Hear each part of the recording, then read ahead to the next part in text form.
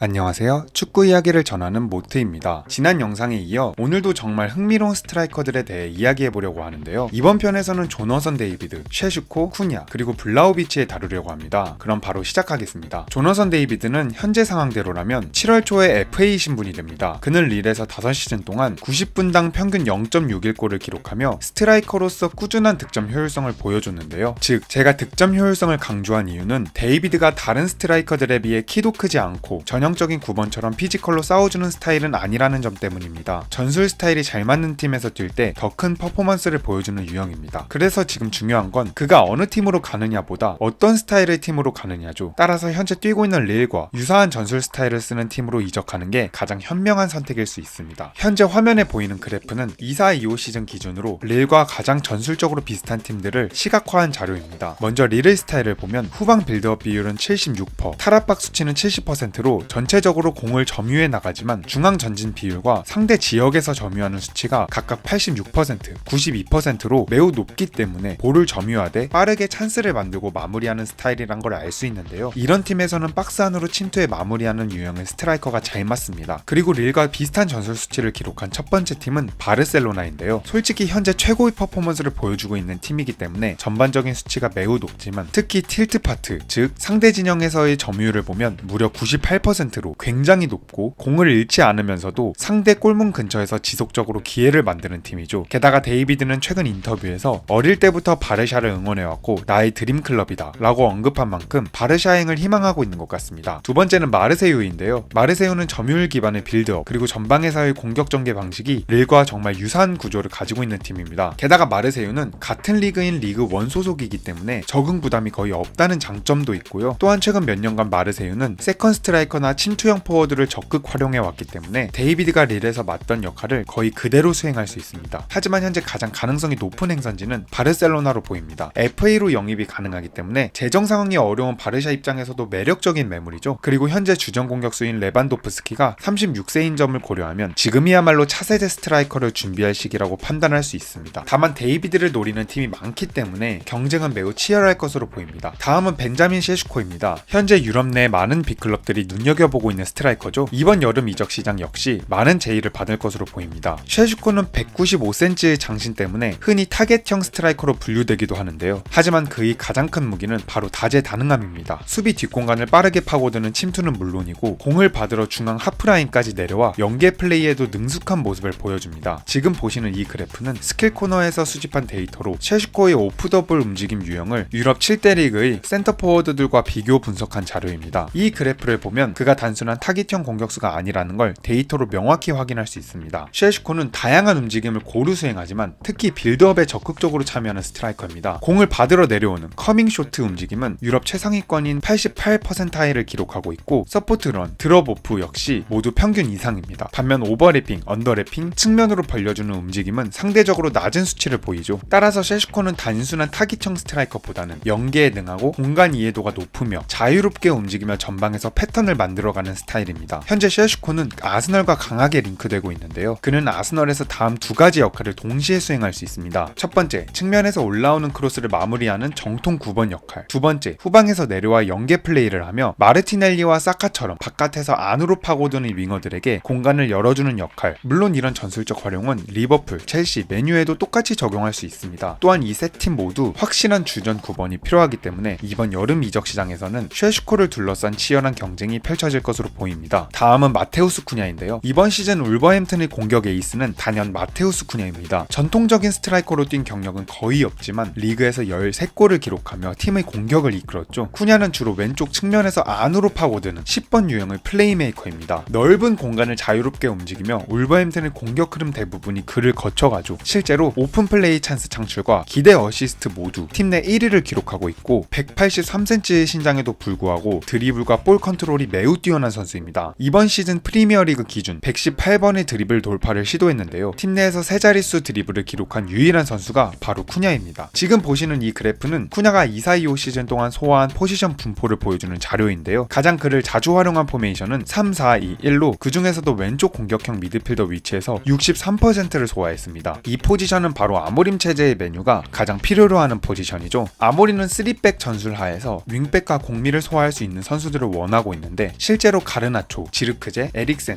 마이누, 브루노 페르난데스 등을 실험했지만 부페를 제외하고는 확실한 해답을 찾지 못했습니다. 게다가 쿠냐는 3백 포지션에도 익숙하며 특히 공간 활용 능력과 전진 드리블, 전방 침투가 매우 뛰어나기 때문에 메뉴에서도 전술적으로 자연스럽게 녹아들 수 있는 자원입니다. 또 다른 행선지로는 리버풀도 흥미로운 선택지인데요. 쿠냐는 종종 공격형 미드필더 혹은 세컨 스트라이커 역할로 기용되었고 이는 곧 가짜 9번 포지션에서도 가능성을 보여준다는 의미입니다. 과거 피루미노가 중앙으로 내려와 연계와 공간 창출을 해줬던 것처럼 쿠냐도 슬롯 감독 체제에서 유사한 역할을 맡아 팀의 공격 흐름을 매끄럽게 만들어줄 수 있습니다. 마지막은 블라우비치인데요. 두산 블라우비치는 현재 커리어에서 매우 중요한 기로에 서 있습니다. 올해 25살로 이제 본격적인 전성기에 접어들었지만 그를 둘러싼 정체성은 오히려 점점 모호해지고 있습니다. 2022년 1월 유벤투스로 이적한 이후 경기당 평점 0.5골이라는 기록은 나쁘지 않지만 항상 그 이상을 끌어낼 수 있는 잠재력이 있다. 이런 평가에도 불구하고 기대만큼의 임팩트는 보여주지 못하고 있죠. 무엇보다 중요한 건 현재 블라우비치가 계약 연장을 거부하고 있고 계약 만료가 2026년 여름이라는 사실입니다. 따라서 유벤투스 입장에선 이번 여름이 마지막 판매 기회가 될 가능성이 높습니다. 그렇다면 블라우비치는 어떤 팀에 잘 맞을까요? 정답은 명확합니다. 페널티 박스 안에서 빠르고 간결하게 마무리할 수 있는 피니셔를 원하는 팀입니다. 현재 보시는 이 그래프를 보면 블라우비치는 슈팅 1회당 평균 8.3회 터치를 기록 중인데 이는 유럽 4대 리그 공격수 중 5번째로 적은 수치입니다. 즉 공을 오래 끌거나 연계 플레이에 깊게 관여하기보다는 기회가 생기면 바로 슈팅으로 이어가는 결정력 중심의 스트라이커라는 의미죠. 게다가 경기당 평균 터치 수는 27.5회로 리그 공격수들 중 하위 20%에 해당할 만큼 낮습니다. 결국 블라우비치는 연계형 9번이 아닌 골잡이형 9번이라는 점을 영입을 원하는 구단들이 명확히 이해하고 접근해야 한다는 거죠. 최근 1년간 아스널과의 이적 루머가 꾸준히 이어졌지만 개인적으로는 다소 회의적인 시선입니다. 이전 영상에서 아스널의 경기 전술 스타일에 대해 간략하게 살펴봤는데 아스널은 높은 점유율과 짧은 연계를 바탕으로 한 빌드업 중심의 팀이고 스트라이커에게도 전술적 유연성과 연계 능력을 요구하죠. 이런 점에서 블라우비치는 아스널을 요구하는 다소 거리가 있는 선수입니다. 성공 가능성이 아예 없다고 단정하긴 어렵지만 적응까지 오랜 시간이 걸릴 수 있는 조합이라는 점은 분명합니다. 그래서 오늘 영상에서는 조너선 데이비드, 셰슈코, 쿠냐, 블라우비치까지 총 4명의 스트라이커가 어떤 팀과 전술적으로 가장 잘 맞는지 살펴봤습니다. 다음 영상에서는 더 흥미로운 주제로 찾아오겠습니다. 오늘 영상은 여기까지입니다. 끝까지 시청해주셔서 감사합니다.